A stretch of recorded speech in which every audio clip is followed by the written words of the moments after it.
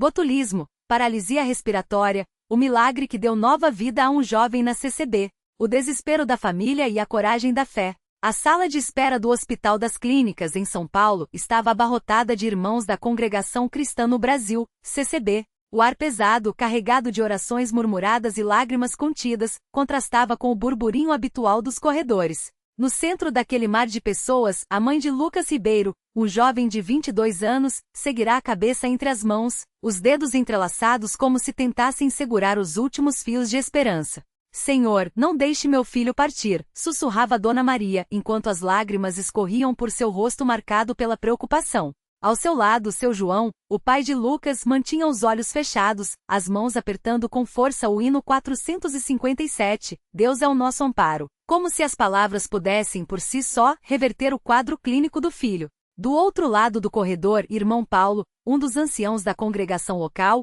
organizava os irmãos em rodízio de oração. Alguns ajoelhados, outros de pé, todos com as Bíblias abertas em Salmos 91, o capítulo que falava da proteção divina. Uma irmã mais idosa, Dona Rosa, seguirá as mãos trêmulas sobre a cabeça de Dona Maria, enquanto entoava baixinho: O Senhor é o meu pastor, nada me faltará. Ele me faz repousar em pastos verdejantes, guia-me mansamente a águas tranquilas. Mas as palavras, por mais reconfortantes que fossem, pareciam se perder no ar diante da gravidade da situação. O diagnóstico que abalou a todos: botulismo fulminante. 3 dias antes, Lucas havia comido um patê caseiro em um churrasco de família. No início foram apenas náuseas e uma fraqueza estranha, mas em menos de 24 horas, os sintomas evoluíram para visão dupla, dificuldade para engolir e finalmente paralisia respiratória. Quando chegou ao hospital já não conseguia mover os braços nem as pernas. Os médicos foram diretos: é botulismo. A toxina já afetou os nervos. Ele precisa ser entubado imediatamente, senão não sobrevive. A notícia foi como um soco no estômago da família. Botulismo? Eles mal sabiam o que era aquilo. Os médicos explicaram que a bactéria Clostridium botulinum produz uma das toxinas mais letais conhecidas, capaz de paralisar os músculos, inclusive os responsáveis pela respiração. Sem tratamento rápido, a morte era certa. Mas ele é jovem, saudável. Como isso pode estar acontecendo? Desabafou tia Carla, a irmã de Dona Maria, enquanto seguirá as mãos no peito, como se tentasse conter a dor. Os médicos não tinham respostas reconfortantes. A única esperança era a imunoglobina antibotulínica, um soro raro e caro, que nem todos os hospitais possuíam. E mesmo com ele, a recuperação não era garantida. A mobilização da congregação, jejum, oração e a busca pelo milagre. Assim que a notícia se espalhou, a CCB de Vila Maria, congregação a qual Lucas pertencia, se mobilizou como nunca. O irmão José, líder espiritual do grupo, convocou uma reunião de oração emergencial. Irmãos, nosso jovem Lucas está entre a vida e a morte. Mas nós servimos a um Deus que ressuscita os mortos. Vamos jejuar e clamar até que ele intervenha. As irmãs prepararam chá de boldo e água com limão para os que jejuavam. Os homens se revezavam em vigílias noturnas, lendo salmos de livramento em voz alta. Até as crianças, mesmo sem entender totalmente a gravidade, participavam com suas pequenas mãos unidas em oração.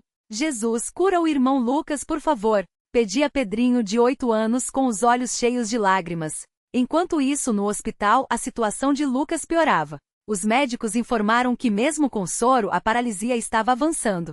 Os pulmões já não respondiam sozinhos. A intubação foi inevitável. Se em 72 horas não houver melhora, teremos que considerar a traqueostomia, disse o neurologista com voz séria. Dona Maria desabou. A noite mais longa, entre a ciência e a fé. Naquela noite, enquanto os monitores do CTI bipavam sem parar, irmão Paulo e mais 2 anciãos entraram no quarto de Lucas, mesmo contra as regras do hospital. Eles ungiram o jovem com óleo, como manda a tradição bíblica Tiago 5:14, e oraram com uma fé que parecia mover montanhas. Pai Celestial, tu que curaste o paralítico de Betesda, que ressuscitaste Lázaro, nós te pedimos, restaura a saúde deste servo. Que os médicos vejam e saibam que tu és Deus. Enquanto oravam, algo inesperado aconteceu. Um dos monitores começou a apitar de forma diferente. A enfermeira, surpresa, verificou os sinais vitais e quase não acreditou. A pressão está subindo, e a saturação de oxigênio melhorou. Os médicos céticos atribuíram a uma possível flutuação temporária. Mas os irmãos da CCB sabiam, Deus estava começando a agir. O milagre que os médicos não conseguiram explicar. Nas horas seguintes, algo sobrenatural ocorreu. Lucas, que estava completamente paralisado, começou a mover levemente os dedos.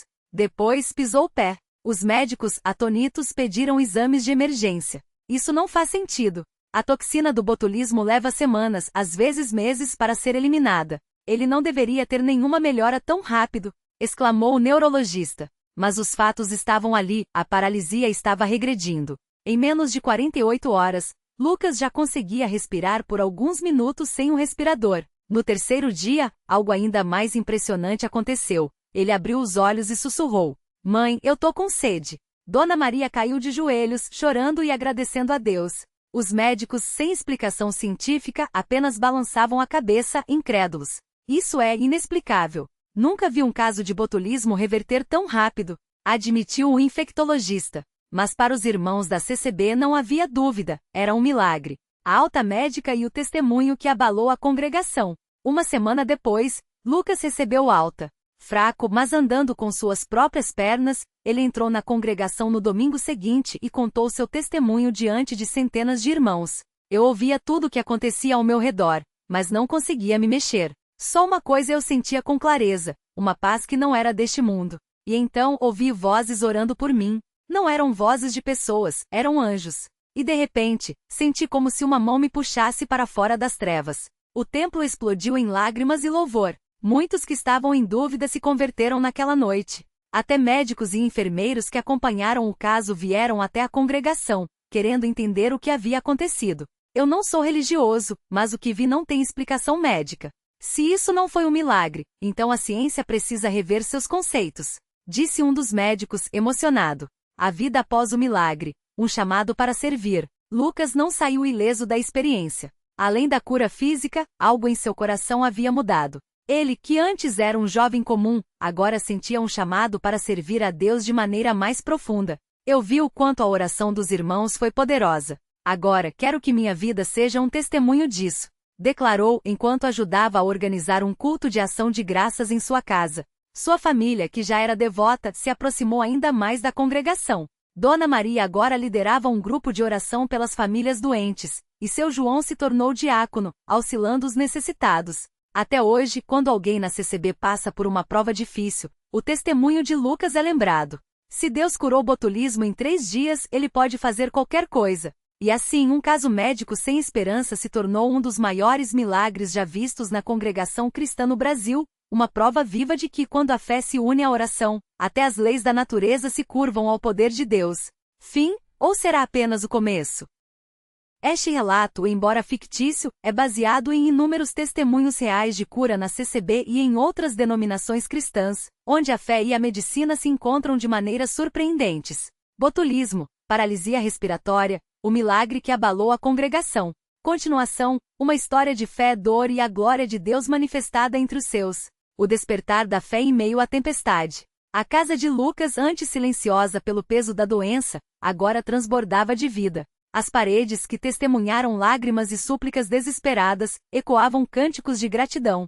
O cheiro de café fresco misturava-se ao aroma das flores trazidas pelos irmãos em visita, enquanto as mulheres da congregação preparavam uma mesa farta para o culto de ação de graças. Dona Maria, com as mãos ainda trêmulas de emoção, organizava os pratos de doce de leite e pão caseiro, seus olhos brilhando a cada lembrança do milagre. "Filho, você não imagina o quanto oramos", ela disse, passando a mão no rosto de Lucas, como se ainda precisasse confirmar que ele estava ali, respirando por si só. "Até a irmã Clara, que mal conhece a gente, jejuou 3 dias só por você." Ela disse que o Senhor lhe mostrou em sonho um anjo segurando suas mãos enquanto os médicos lutavam. Lucas, ainda fraco, mas com uma força interior que nem ele mesmo reconhecia, sorriu. "Mãe, eu não lembro de quase nada, só de uma voz me chamando no escuro. Parecia o pastor Elias, mas não era ele. Era algo maior. Seu João, que entrará na cozinha com uma caixa de lenha para o fogão, parou ao ouvir aquelas palavras. O machado em suas mãos parecia mais pesado de repente. Isso não foi sonho, meu filho. Foi Deus falando com você. Assim como falou com Moisés na sarça ardente, ele te chamou de volta." Sua voz, grossa pela emoção, quebrou no final. Lucas olhou para as próprias mãos, marcadas pelas agulhas e soro. Como poderia explicar que, em meio à paralisia, sentirá uma paz tão profunda que chegará a pensar estar morto? Mas não. Ele sabia que não era a morte. Era algo além. O culto que abalou o bairro. A notícia da cura de Lucas espalhou-se como fogo em palha seca. Naquela noite, a pequena casa não comportaria nem a metade dos que chegaram. Irmãos de congregações vizinhas curiosos, até mesmo médicos do hospital que o atenderam. Todos queriam ver com seus próprios olhos o rapaz que venceu o botulismo. As cadeiras de plástico, emprestadas da escola dominical, enfileiravam-se até a calçada. Velas acesas tremeluziam nos peitores das janelas, e o som do órgão, tocado pela irmã Marta, enchia o ar com hinos que falavam de milhares de milagres. Glória a Deus nas alturas, paz na terra aos homens de boa vontade. Quando Lucas entrou apoiado no braço do irmão Tiago, um murmúrio percorreu a multidão. Alguns choravam. Outros erguiam as mãos em louvor. O pastor Elias com a Bíblia aberta em Tiago 5:15 e a oração da fé salvará o doente, e o Senhor o levantará fez um sinal para que todos se ajoelhassem. Irmãos, hoje não é um culto comum. Hoje é um dia de memorial. Deus não só curou Lucas, ele nos ensinou que quando o povo seu se une em jejum e oração, até as leis da medicina se curvam à sua vontade. Um silêncio sagrado tomou conta do lugar. Então, de repente, uma voz frágil quebrou a quietude. Eu também quero ser curado. Todos viraram-se para ver o irmão Antônio, um homem de quase 70 anos, sentado em uma cadeira de rodas há mais de uma década após um AVC. Seus olhos, úmidos, fixavam-se em Lucas como se dissessem, se Deus fez por você, pode fazer por mim. O pastor Elias não hesitou. Venha, irmão Antônio. O mesmo Deus que abriu os pulmões de Lucas pode fazer seus pés caminharem. E assim, entre lágrimas e clamores, a noite transformou-se em um campo de batalha espiritual. As mãos dos irmãos impunham-se sobre os enfermos. Os cânticos tornaram-se mais altos. E em meio àquilo, Lucas sentiu algo que jamais esqueceria: o peso da responsabilidade de um milagre. Os dias que seguiram, entre a glória e a provação. Nos dias seguintes, Lucas tornou-se, sem querer, um símbolo. Cartas de todo o país chegavam à sua casa, pessoas pedindo oração, relatando doenças, implorando por um toque divino. Algumas até enviavam panos ungidos, como a mulher do fluxo de sangue nos tempos de Jesus. Lucas, você acha que Deus me curaria se eu jejuasse como você jejuou? Perguntou-lhes um menino de 10 anos, portador de uma doença rara nos ossos. Eu não fiz nada, meu irmão. Foi Deus. E ele não olha para o que a gente faz, mas para o nosso coração. Respondeu Lucas, ajoelhando-se ao lado da criança e orando com ela. Mas nem tudo eram rosas. Alguns na congregação começaram a murmurar. Será que ele não está se orgulhando demais disso? Por que Deus curou ele e não curou minha filha? Questionou entre lágrimas a irmã Raquel, cuja filha lutava contra um câncer terminal. Lucas ouviu esses comentários e sentiu o coração apertar. Por que eu? Ele não tinha respostas. Só sabia que se Deus o poupara, não era para que ele se gloriasse, mas para que outros crescem. Uma noite, depois de um longo dia de visitas, ele se trancou no quarto e abriu a Bíblia aleatoriamente. Seus olhos caíram em João 9:3, nem ele pecou nem seus pais, mas foi assim para que as obras de Deus se manifestassem nele. Aqueles versos foram como um bálsamo. Lucas entendeu então que sua cura não era sobre ele. Era sobre Deus mostrando seu poder a um mundo que duvidava. O reencontro com os médicos, ciência e fé em conflito. Dr. Renato Carvalho, o neurologista que acompanhará o caso de Lucas, era um homem cético. Quando soube que o paciente que quase declarara em óbito agora caminhava e respirava normalmente, sua primeira reação foi desconfiança. Isso não é possível. O botulismo em estágio avançado deixa sequelas permanentes. Vocês devem estar confundindo com outro diagnóstico, disse ele, cruzando os braços, quando Lucas e sua família chegaram ao consultório para um acompanhamento. Dona Maria, sem medo, colocou a mão no ombro do médico. Doutor, o senhor fez tudo o que pôde. Mas quando a medicina não tem mais respostas, Deus tem. O senhor não acha que é melhor admitir que há coisas além do que a ciência explica? O médico olhou para os exames na tela. Função pulmonar normal, reflexos neurológicos restaurados, sem sinal de atrofia muscular. Isso desafia tudo o que sei. Murmurou, passando a mão pelos cabelos grisalhos. Mas se foi um milagre, por que Deus não cura todos? Lucas, que até então permanecerá em silêncio, respondeu. Talvez porque ele quer que a gente confie nele mesmo quando não entendemos. A fé não é sobre ter todas as respostas. É sobre crer mesmo na escuridão. O Dr. Renato não se converteu naquele dia. Mas algo em seu olhar mudou. Antes de saírem, ele pediu discretamente. Se não for incômodo, eu gostaria de acompanhar o caso de perto. Não como médico, mas como observador. Dona Maria sorriu. Claro, Doutor, as portas da nossa casa e da nossa congregação estão sempre abertas. Aprovação que veio depois da vitória. As semanas passaram, e Lucas recuperava forças. Ele voltou a trabalhar na marcenaria do tio, ajudava nos cultos e até começou a dar estudos bíblicos para os jovens. Mas então, uma nova tempestade surgiu. Uma manhã, ao acordar, Lucas sentiu uma dor aguda no peito. Não era como antes, não era falta de ar. Era algo diferente. Uma pressão, como se algo estivesse errado. Deve ser ansiedade, pensou, tentando ignorar. Mas a dor persistiu. E naquela noite, durante o culto, ele desmaiou. O pânico tomou conta da congregação. Não de novo, gritaram alguns. Deus, por quê? Choraram outros. No hospital, os exames revelaram uma arritmia cardíaca, possivelmente uma sequela não detectada do botulismo ou do estresse extremo pelo qual seu corpo passará. Precisamos operar. Há um bloqueio elétrico no coração, disse o cardiologista. Lucas, deitado na maca, fechou os olhos. Será que Deus o curara só para levá-lo agora? A dúvida o assaltou como uma onda. Mas então, lembrava-se das palavras do pastor Elias. A fé não é a ausência de medo. É a certeza de que Deus está no controle, mesmo quando tudo parece ruir. E mais uma vez a congregação se uniu. Desta vez não eram apenas os irmãos da CCB. Médicos, enfermeiros, até pacientes de outros leitos juntaram-se em oração pelo rapaz do milagre. A cirurgia foi marcada para a manhã seguinte. Na noite anterior, Lucas escreveu uma carta. Se eu não acordar, saibam que não foi derrota. Foi vitória. Porque se Deus me chamou, é porque minha missão aqui já estava cumprida. Mas se Ele me deixar ficar, prometo viver cada dia como se fosse o último, servindo, amando e testemunhando que sim, milagres ainda acontecem. O segundo milagre. O coração que voltou a bater no ritmo de Deus. A sala de cirurgia estava silenciosa, exceto pelo bip constante dos monitores. O cardiologista Dr. Felipe era um homem de mãos firmes, mas desta vez elas tremiam levemente. Esse coração não está respondendo como deveria, murmurou, olhando para a tela do eletrocardiógrafo. De repente, o monitor apitou em um ritmo caótico. Fibrilação ventricular, gritou uma enfermeira. O coração de Lucas parou. Por 3 minutos, eles lutaram. Desfibrilador, massagem cardíaca, medicamentos. Nada. Foi então que do lado de fora da sala, um coro de vozes começou a cantar. Mais perto quero estar, meu Deus, de ti. Era a congregação. Eles não podiam entrar, mas estavam ali intercedendo. E no momento em que as vozes atingiram o clímax, e em teu amor tão puro viver feliz, o monitor emitiu um bip. 1, 2, 3, tum-tum, tum-tum. O coração de Lucas voltou a bater. Não apenas batia, batia no ritmo perfeito.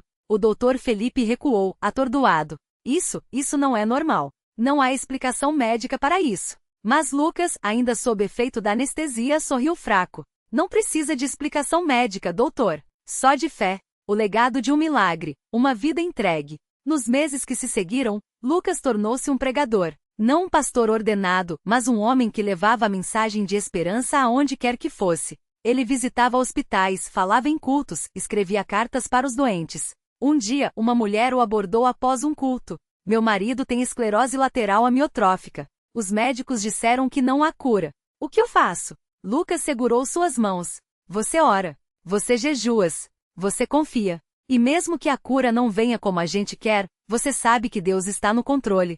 Às vezes o milagre não é a cura.